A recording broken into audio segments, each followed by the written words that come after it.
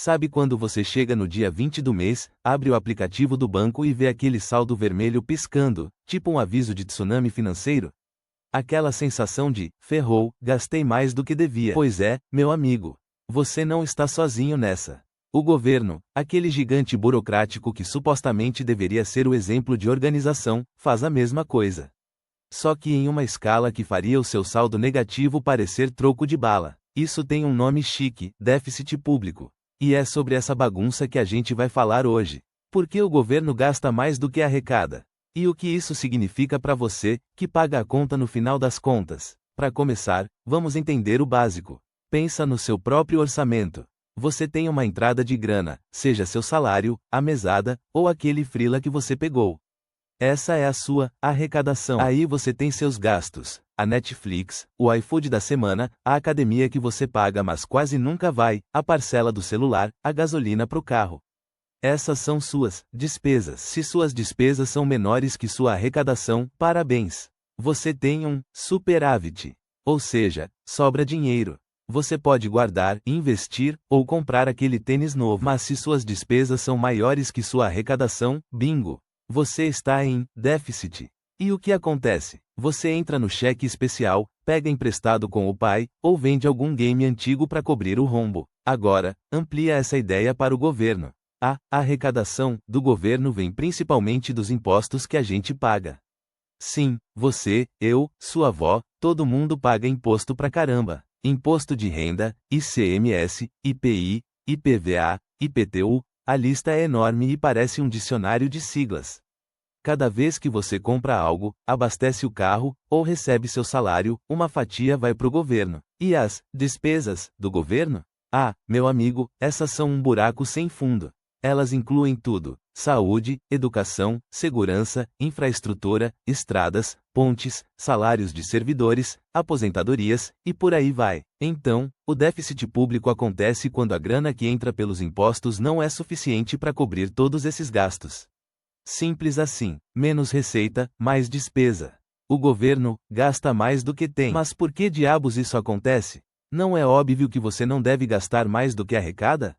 Pra gente sim, mas para um governo, a parada é mais complexa que a história de Dark. Primeiro motivo, crises econômicas. Pensa na pandemia, por exemplo. Empresas fecham, gente perde emprego. Menos gente trabalhando e menos empresa vendendo significa menos imposto arrecadado. Ao mesmo tempo, em uma crise, o governo precisa gastar mais.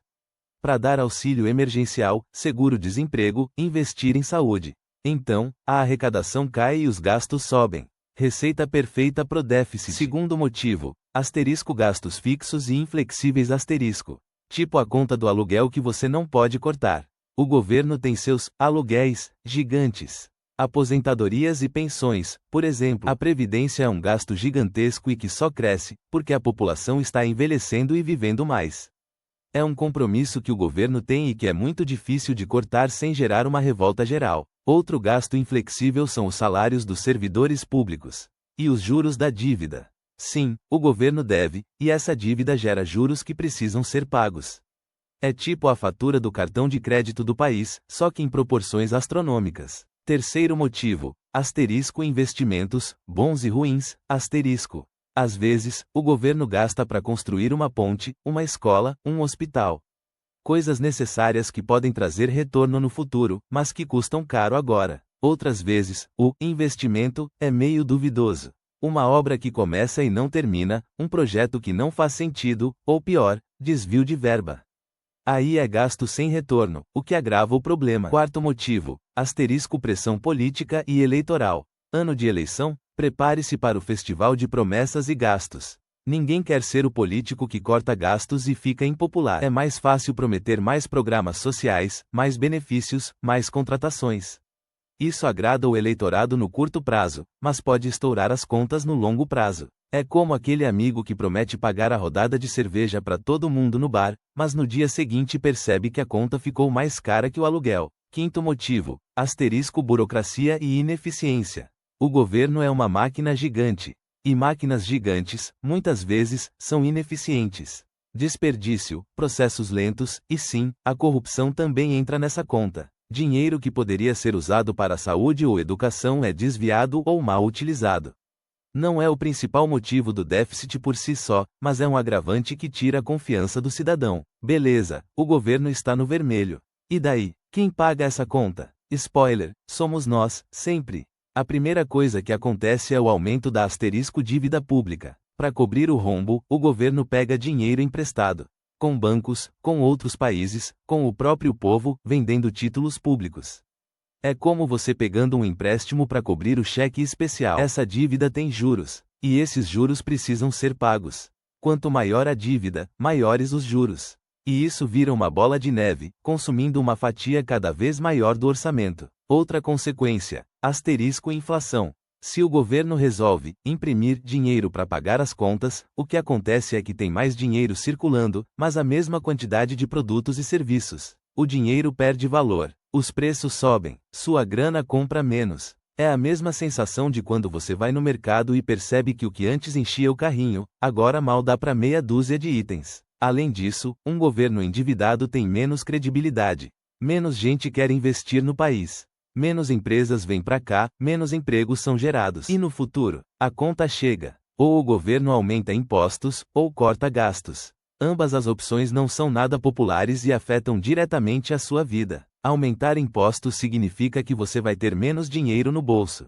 Cortar gastos significa menos investimento em saúde, educação, segurança. Menos serviços públicos de qualidade. E aí, como resolve essa encrenca? Não tem receita mágica, mas tem algumas abordagens. Primeiro, aumentar a arrecadação. Isso pode ser feito aumentando impostos, impopular, mas possível, ou combatendo a sonegação fiscal. Pegar quem não paga o que deve. Mais difícil do que parece, mas essencial. Segundo, reduzir gastos. Isso inclui cortar programas ineficientes, reformar a previdência, controlar os salários dos servidores. É a parte mais dolorosa e politicamente difícil. Nenhum político quer ser o cara que tira benefícios de alguém, mesmo que seja pro bem maior do país. É a famosa escolha entre o ruim e o pior. Terceiro, crescimento econômico. Esse é o sonho. Se a economia cresce, mais gente trabalha, mais empresas produzem e vendem. Automaticamente, o governo arrecada mais impostos. É a solução mais saudável, porque não exige cortes drásticos nem aumento de impostos. Mas o crescimento não acontece de um dia para o outro, e depende de muitas variáveis. No fim das contas, o déficit público é um problema complexo, sem soluções fáceis. É um dilema constante entre o que é popular no curto prazo e o que é sustentável no longo prazo. É como você tentando equilibrar a vontade de comprar o console novo versus a necessidade de pagar o aluguel. A diferença é que a conta do governo é a conta de todo mundo. Então, da próxima vez que você ouvir falar em déficit público, lembre-se, não é só um número chato.